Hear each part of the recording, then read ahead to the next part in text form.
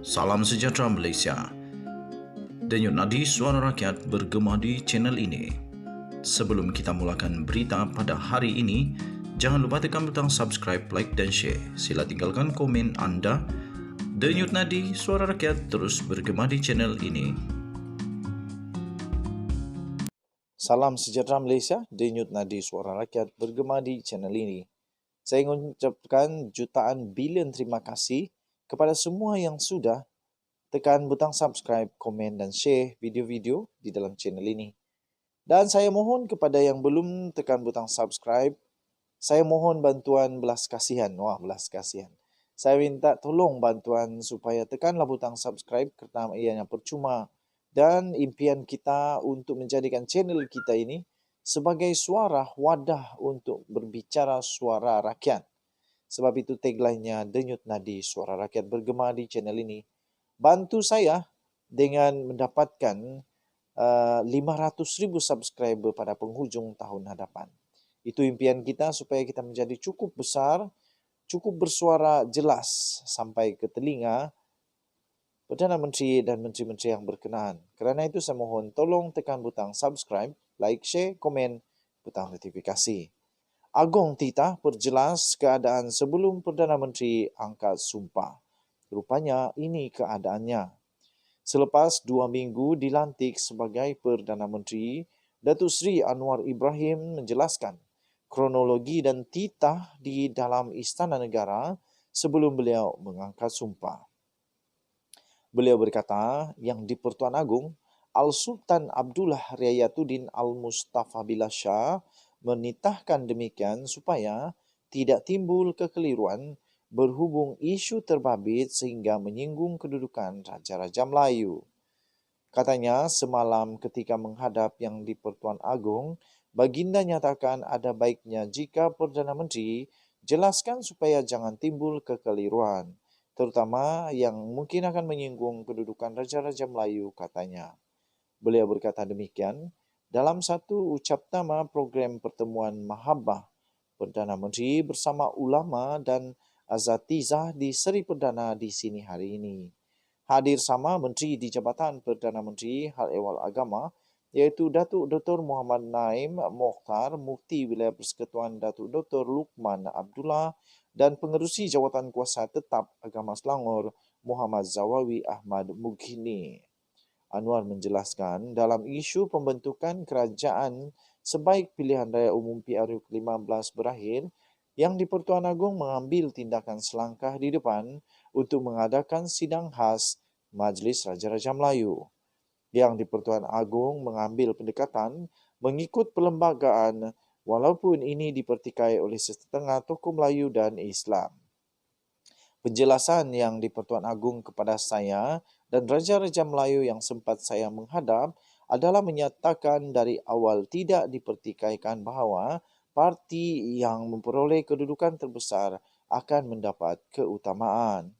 Pada ketika itu, parti menang dalam kerusi terbesar adalah Pakatan Harapan sebanyak 83 kerusi, Parlimen dan diikuti oleh Perikatan Nasional sebanyak 73 kerusi Parlimen. Seterusnya, ada usaha sambilan untuk mendapatkan akuan bersumpah SD dan ia terus berlaku dalam tempoh yang ditetapkan oleh di Pertuan Agong iaitu sehingga jam 2 petang pada 21 November yang lalu. Beliau berkata, berapapun jumlah SD yang diperoleh itu hanya akan ditetapkan setelah waktu diberikan berkenaan dimuktamadkan. Seperti mana dalam perlumbaan, dia boleh potong kita di raund pusingan pertama. Kita potong dia di raund kedua dan ketiga. Tetapi yang pentingnya ialah garisan penamat, katanya. Apabila di garisan penamat saya perolehi jumlah terbesar kerana orang beri pengakuan sebelumnya telah menarik balik sokongan sebelum tempoh 2 petang, katanya. Dalam pada itu, beliau menegaskan usul undi percaya terhadap Perdana Menteri di Dewan Rakyat pada 19 Disember diadakan kerana beliau mahukan mandat yang lebih jelas untuk memimpin negara. Katanya rasa perlu untuk adakan undi percaya kerana jumlah dari Pakatan Harapan PH, Barisan Nasional BN, Gabungan Parti Rakyat Sarawak, Parti Sarawak GPS dan Gabungan Rakyat Sabah dan parti kecil yang lain. Saya jawab, ampun tuanku, ini bukan soal peraturan dan undang-undang dibangkitkan. Tapi kerana saya mahu memimpin dengan mandat yang jelas, parti yakin perolehi majoriti. Andai kata tidak perolehi, parti akan tunduk suara rakyat, katanya. Denyut nadi suara rakyat bergema di channel ini. Bye-bye.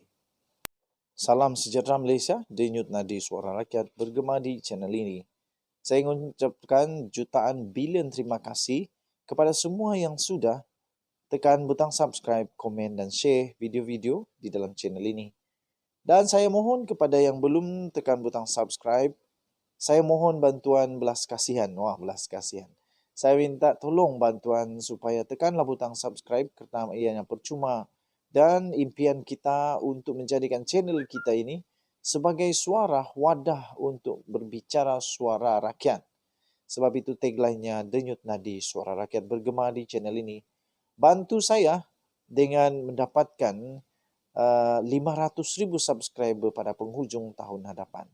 Itu impian kita supaya kita menjadi cukup besar, cukup bersuara jelas sampai ke telinga Perdana Menteri dan Menteri-Menteri yang berkenaan. Kerana itu saya mohon tolong tekan butang subscribe, like, share, komen, butang notifikasi.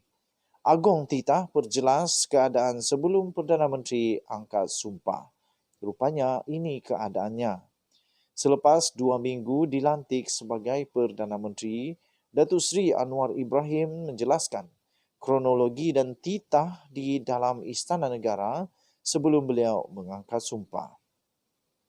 Beliau berkata yang di-Pertuan Agong, Al-Sultan Abdullah Riayatuddin Al-Mustafa Billah Shah menitahkan demikian supaya tidak timbul kekeliruan berhubung isu terbabit sehingga menyinggung kedudukan Raja-Raja Melayu.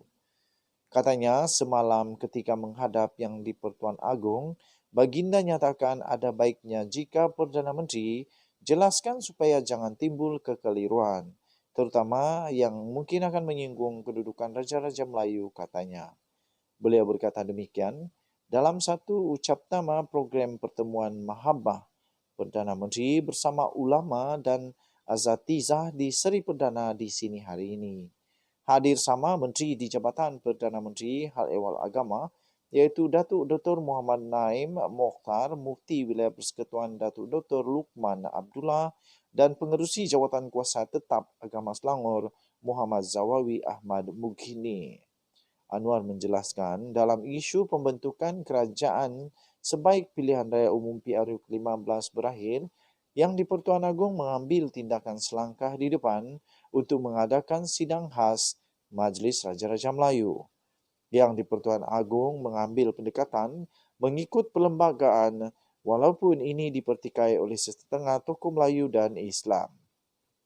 Penjelasan yang di-Pertuan Agong kepada saya dan Raja-Raja Melayu yang sempat saya menghadap adalah menyatakan dari awal tidak dipertikaikan bahawa parti yang memperoleh kedudukan terbesar akan mendapat keutamaan.